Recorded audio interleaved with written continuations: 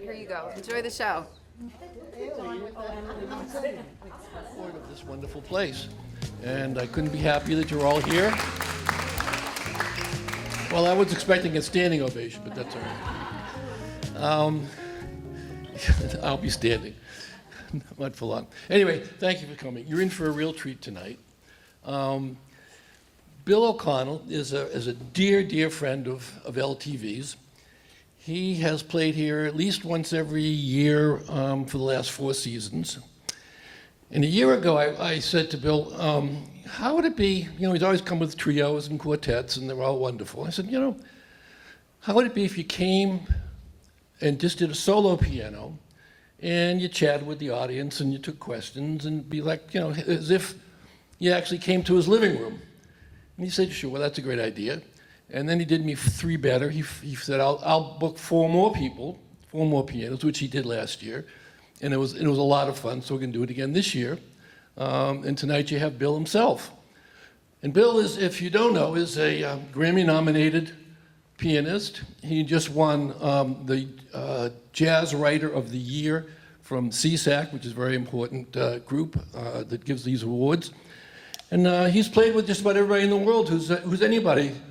He's played with Sonny Rollins and Chet Baker and Mongo Santamaria, among others. And tonight he's gonna, and also he was nominated for a Grammy. And if you ask him very nicely, he'll tell you the story a bit behind it.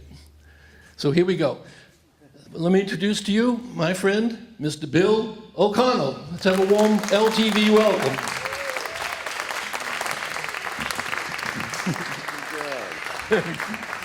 Have fun.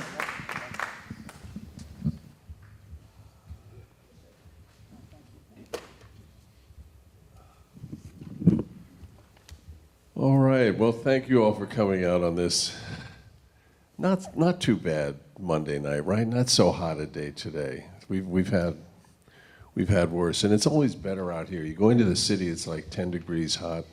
It's worse. But anyway, so I'll talk a little bit, but I want to play a little bit too. Yeah. So I'll start with.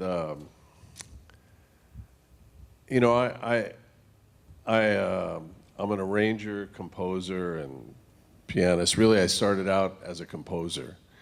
And then I said, I don't want to just sit in a room and write music. I want to get out there and play a little more, which I always did, but to really get my chops together and to play with the greatest people, that's a little bit of a challenge, but what's life for, right? So we'll talk about all those aspects in a little bit, but I'm going to start with a song by George Gershwin. It's not really a song; it's a suite, Rhapsody in Blue. But I twisted around. I had a record and I called it Rhapsody in Blue. I've sort of twisted around some of the themes in it, so it's my own version of this. And whenever I do things, I try to find something of my own in it. So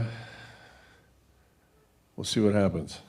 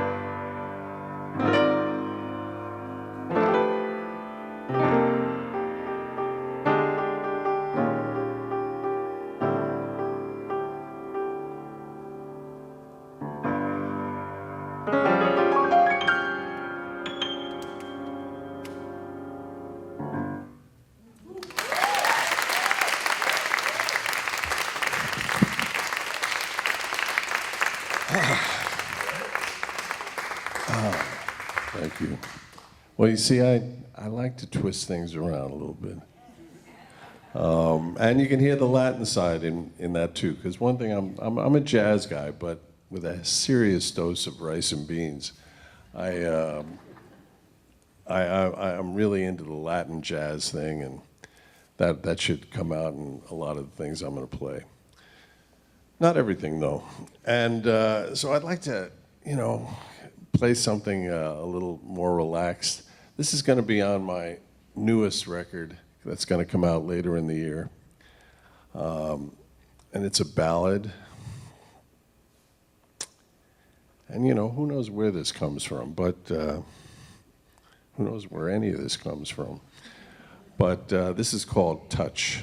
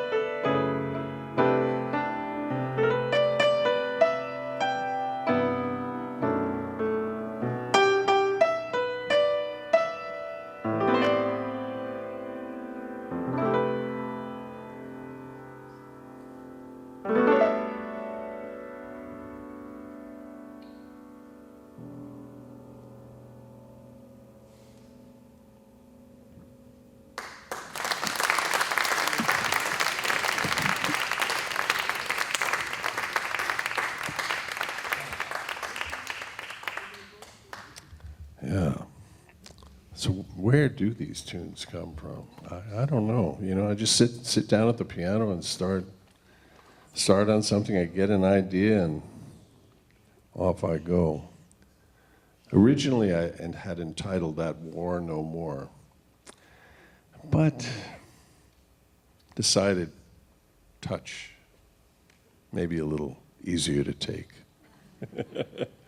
Anyway, I want to continue with something that's definitely we're, on the crazier side. It's still in my Latin jazz mode. This is called Whitecaps.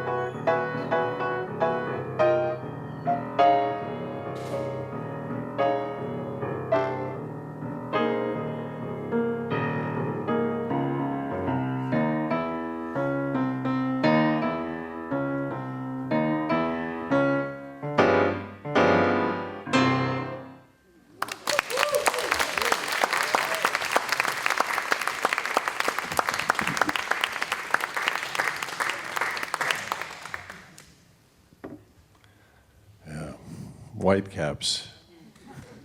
Okay. All right, I'm going to play one more tune, and then then we'll get to the questions or whatever you guys want to try to get into my inner sanctum a little bit. I'll try to go there. This is a Jobim tune. A lot of times, I'll take standards and bring them to the Latin side. Well, this I went in the other direction. It's called Zingaro. Beautiful tune that Jobim wrote originally as a ballad, and I kind of turned it into a little bit of a 3/4 waltz. So let's see what happens.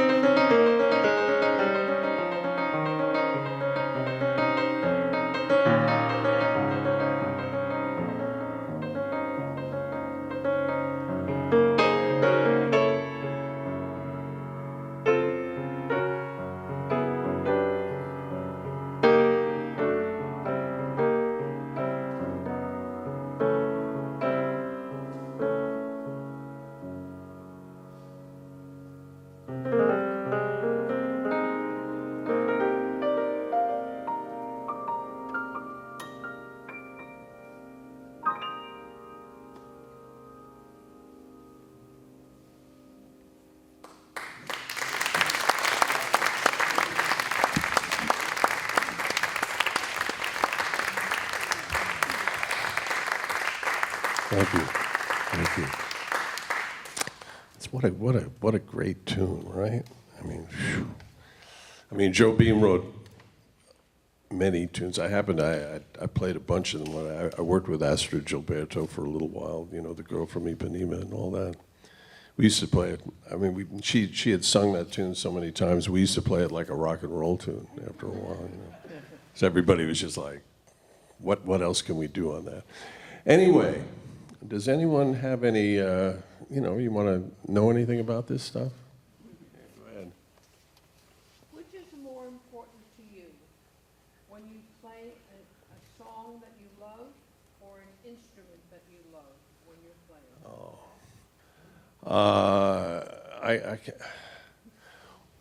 I think the music actually always takes precedent. See, even if I'm, like, there's some great recordings of great pianists playing really dogs of pianos, you know, pianos that really aren't up to snuff, yet they sound great on them. So you can kind of get a little mind over matter. It's not to say a great instrument doesn't inspire you, it does.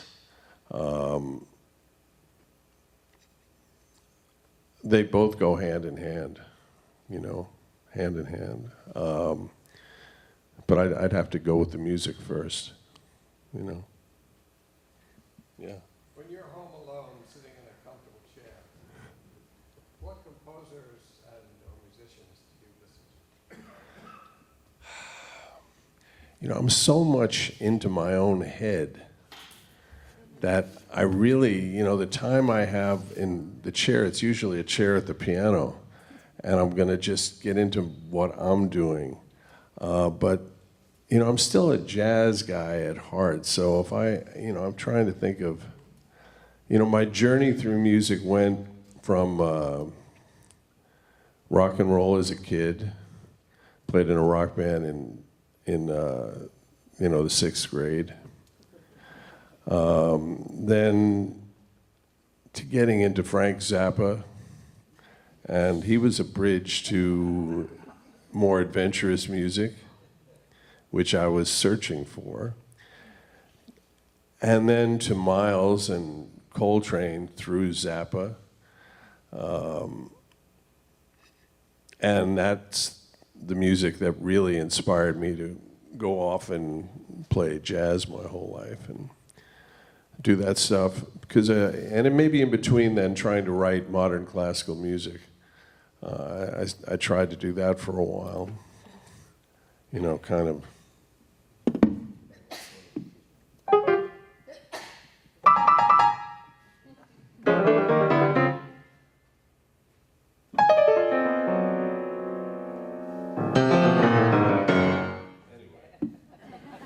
You know,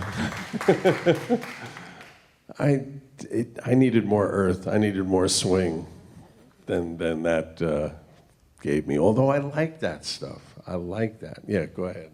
What did the Grammy nomination mean to you personally? Really not that much. But it's nice. Well, I mean, because the thing I got it for was so. I mean, I've done a lot of things in my life, and that I'm pretty, you know, I think, yeah, that's not bad. And this wasn't bad.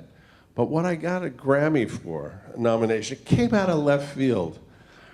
I did this arrangement of Chopsticks for a record for a guy a movie guy who's a good friend, a drummer. He had been one of the producers on the movie Big. And you know that scene in FAO Schwartz where they play chopsticks on the big keyboard? Well, I did. I don't know, I'm not going to play the whole thing, but I did, you know, I don't know.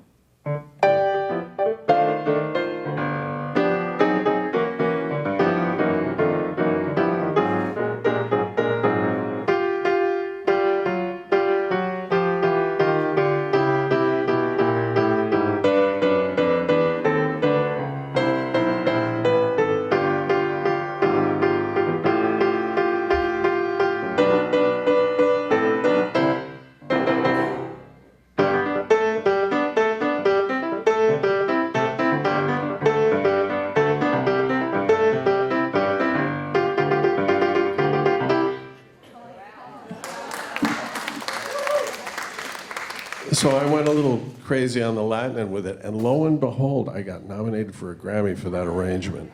I mean, I was like, really? This? Not that I'm not proud of it. The band played it great, it's smoking, but so the Grammy nomination, I mean, it's nice to say I've been Grammy nominated, and sometimes, you know, we'll put that in promo just because people, it means something to them. But, you know, listen, anytime you get recognized for something, even if it's your arrangement of Chopsticks, it's a nice thing. Anyway, yeah. The question, I hope it's not too sophomoric, but on your theme of where does it Speak up a little bit. where does it come from? And I've been thinking about that in terms of what you said about your music. And so my question is, when you're in composition mode, how do you know when to stop? How do you know when a melody or tune is baked? Good question. No, that's a good question. When is it over? You know, when have you written something and it's done? The answer is it's over when you say it's over.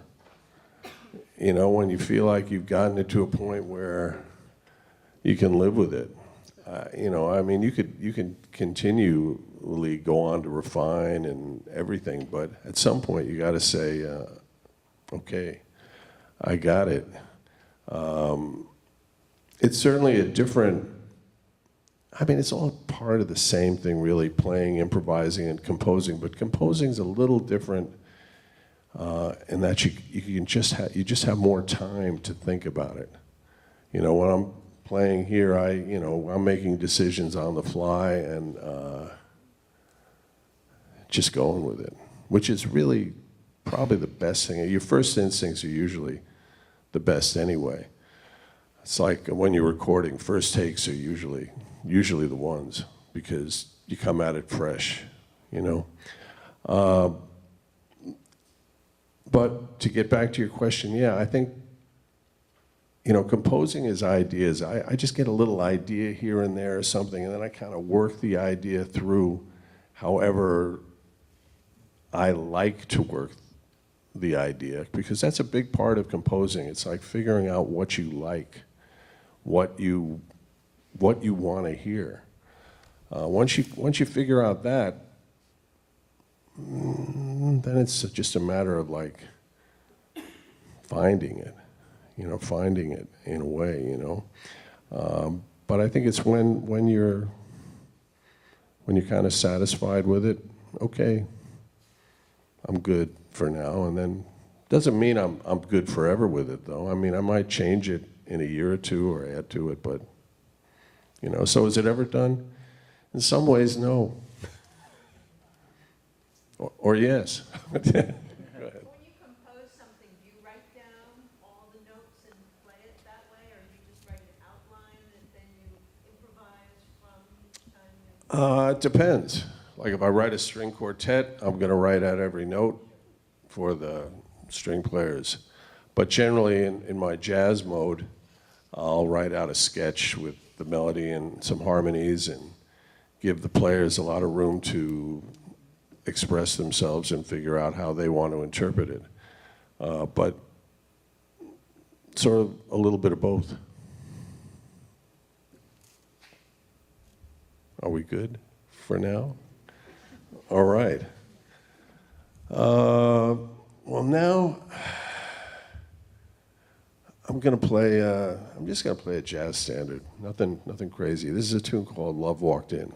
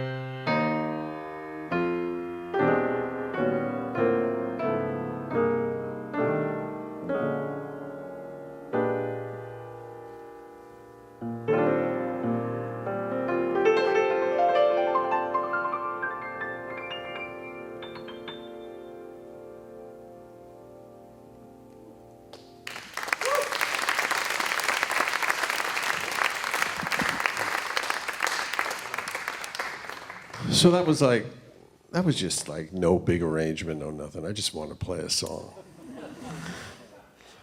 But this next tune I'm going to play is, well, I think it's the right song to play today. For one thing, well, I originally wrote it and dedicated it to my mom, who passed away a few years ago.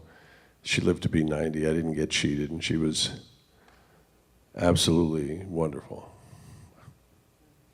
Absolutely wonderful. But today, my daughter, Sophie, gave birth to a little grandchild. The first one, her first one, my third grandchild, but the first for her, little girl, Olivia James Burnett. Olivia James Burnett, how about that? Yeah, she's got it all covered. So that's, I dedicated, this is called Mom's Song, so I'll dedicate it to my mother, but I'll also dedicate it to Sophie for being a mom today.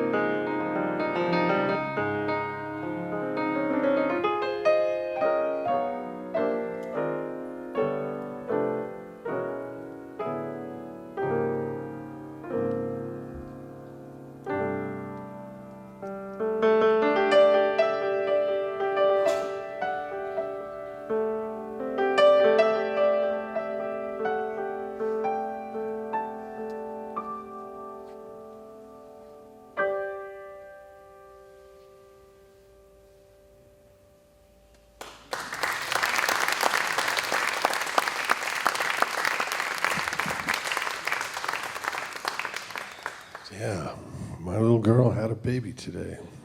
How about that? All right, okay, get it together. All right. Any other questions? Yeah, go ahead. Yeah, I'll ask one sort of off the ball. Okay. Today I went to your website, and I went to Wikipedia to look you up, and I'm reading about all your accomplishments, and all of a sudden my head kind of snapped back, because you went to Oberlin. And Right. when were you there? In the early 70s, mid-70s? Yeah, early 70s. So, a lot of social activism, Yeah, there was a crazy time. Yeah, I'm a child. I like to think I'm a child of the 60s, sort of, and what came out of that, you know. I think we could use a little more of that kind of thought, you know. But would you say that that was the right conservatory for you? And when your little granddaughter says she's going to a conservatory, what one would you pick, and how would you pick it? oh, I don't know. No, was it right for me? I was there for a year. I didn't finish it. So I was there, and one of the best things about it was, I went there trying to be like the classical composer, the modern classical, you know, like George Crumb or, you know, people, Georgie Ligeti. there was some, you know, crazy stuff that's out there that interested me. But then I met some students. My roommate happened to come to college, and he brought like all these Miles and Train records. And that was just as much of my education as anything else. And we started trying to play some of that stuff. And but Oberlin was good for me. It was good. It's amazing, actually. You see what you're up against, sort of. You know, you see the other students and everything. But where would I send? Every school is different. You know, I taught at Rutgers for like 13 years in the music department. They have a great jazz department there. And who knew? Who knows? And you save a ton of money going there too, you know. So especially if you're a Jersey kid. But it would depend upon, like, if it's just for music, it would depend upon the kind of music they're into. Then you'd try to match the right school, you know. And I would also encourage my kids to double major. I even encourage some of my students to, because it isn't getting any easier to do what I've managed to do for a life. I'm blessed to, you know, I got to play with great people, play music my whole life, and do something I totally love. It's not getting easier. I wish it was but the rents, I moved into Manhattan back in the 70s, you know, and when you could afford to be poor. You know, you could afford to be poor. It wasn't so horrible if you didn't have money. Now you have to have a certain amount or else you're in trouble. You know, of course I guess there are other places you can live, but you want to be in the heart of the scene where the greatest music is happening. I don't know. Well, the world is changing. Anyway, any more questions? Yeah. What are some of the music spots that you used to go to? That I what? Music spots that you would go to in the city or wherever to hear Well, I played most of them. You know, all the jazz clubs. Where did I play at? A place called Mez Row the other day. You know, the classic ones, the Vanguard, the Blue Note, Birdland.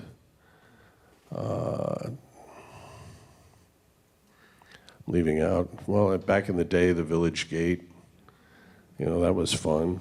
There used to be a club called the Jazz Standard. I don't think they made it through COVID. Dizzy's up at Lincoln Center, which I'll be playing in November with a great band. Put that in your calendar, November 26th, I think it is, a Tuesday night. Randy Brecker will be with me and a bunch of other great musicians. So all those places are great, you know. That's the thing about New York, you know, you can go hear something, and it's been like this for a while. There are a number of places where you hear something that if it was in any other city, it'd be a big deal. But, you know, New York is just another night of great music somewhere, you know. So we're kind of lucky. New York is a great place, I think. Anything else? Anybody else? Okay. All right, I'm going to play a tune. Well, I should talk a little bit about some of these tunes, like Whitecaps, you know, with that bass line. I was actually inspired by an Eric Dolphy record. Eric Dolphy, I'm not sure what it's called, Out to Lunch, or it was one of those in that period, and he had a bass line like that. And I said, wow, I can bring my Latin chops to that and do something else with it. Love Walked In, Mom's Song. All right, so we know what's happening there. This is a tune called Nothing But the Truth. Really inspired by the time I spent with Jerry Gonzalez, Fort Apache Band, one of the great Latin jazz bands in history, really. A guy named Larry Willis is a usual piano player. He went off to play with the late, great Roy Hargrove. And then I jumped in there for a couple of years. Great experience. Anyways, parts of this tune are a bit of a tribute to them. So we'll make it a tribute to Jerry and Andy Gonzalez and my dear friend Steve Barrios. These guys aren't with us anymore, but we're carrying on.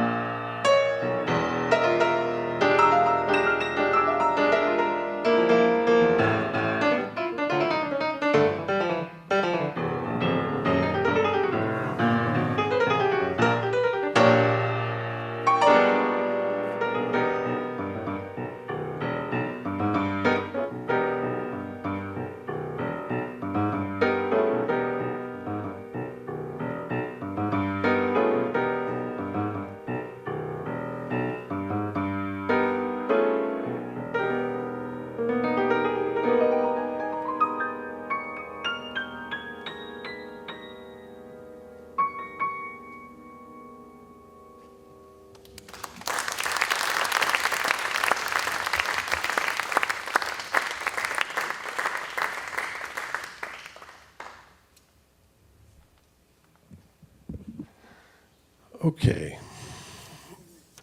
Well, I recently was asked to do a project that involved, well, some tunes, some pop tunes from the 60s. So I thought I'd try one of, and again, we're not trying to do them that way. I'm sort of jazzifying them or doing my own thing with them. So this is as close as I'll get to a sing-along tonight. If you latch onto my groove at the end, feel free. This is how I twisted around Hey Jude.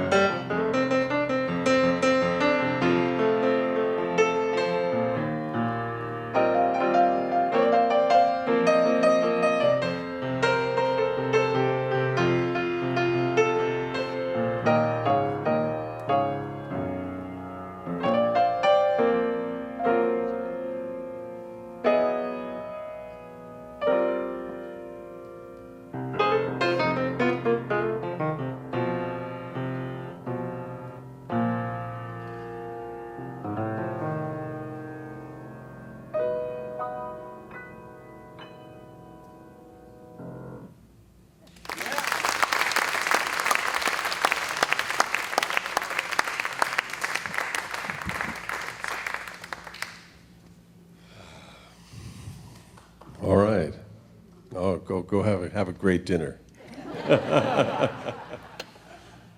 All right, well, maybe I could play one more. If you have any other questions before I do something, yeah, go ahead in the back. In your win over the Hudson, you have Gospel 8, and we heard it a couple of Right. years ago.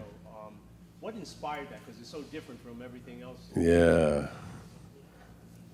I don't know, the gospel thing is really great.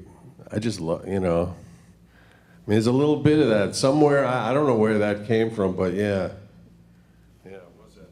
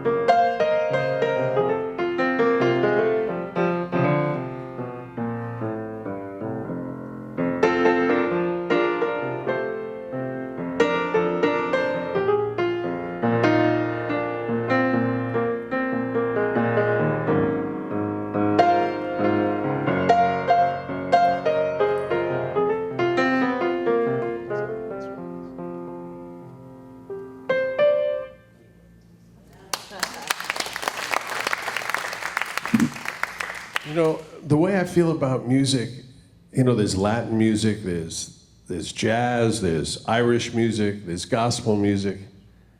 It's out there for everybody, I mean, we all have our ethnic backgrounds and we all come from somewhere, but especially in this world where every type of music is right at your fingertips and you can be influenced by it. If I hear something and something from the other side of the world that I feel like touches me in an emotional and intellectual way, and maybe the emotional way is more important, I'm gonna try to do something with it, try to make something happen and interpret it in my own way. That's a great thing, that's a great thing. It kind of brings us all together, because at base we are all just people with the same wants and desires, I think, in spite of our differences. We really all, I think we all want the same things, except for there may be someone out there that doesn't. Anyway, that's as far as I'll go with that. Yeah, go ahead. If you look at the trajectory of the jazz business over the last decade, and you look out over the next decade, what advice would you have to a talented young musician who says, can I really make a career of this and have a decent living? Well, I had to deal with that with my students for 13 years at Rutgers, and that's why one of the reasons I said, hey, you might want to think about doing a double major while you're learning this music. But it really hasn't changed. If you want, well, I guess in terms of technologically it has changed, but just like in any career, you got to get out there, you got to practice your you-know-what off, you got to work hard. Listen to as much music as you can, go out and hear as much music, and go out and hang out and meet as many musicians as you can, and get into the scene. And if you have what it takes, and people hear you, there are people doing it. There are young people making a living at this still. Like I said, when I came up, it was easier to be poor. Like, I came to New York, I was not a finished product. I needed to learn a lot too. Learning in New York now is really tough. I mean, I think when you come to New York, it's almost like you're finishing school, to get in the scene and start hanging out and everything. But yeah, it's the same thing, Study with somebody great, and do the best you can and play with the best musicians possible. And your peers, go sit in, go hang out, and see what happens. you know? No guarantees in life. There weren't even, when I came up, there were no guarantees. I felt like I jumped off the GW bridge and survived in a way to have a musical career, and I feel fortunate. Anyway, all right, I'll play one more thing, and I think it'll be I'll make it short and as sweet as I can. This is Duke Ellington's Prelude to a Kiss.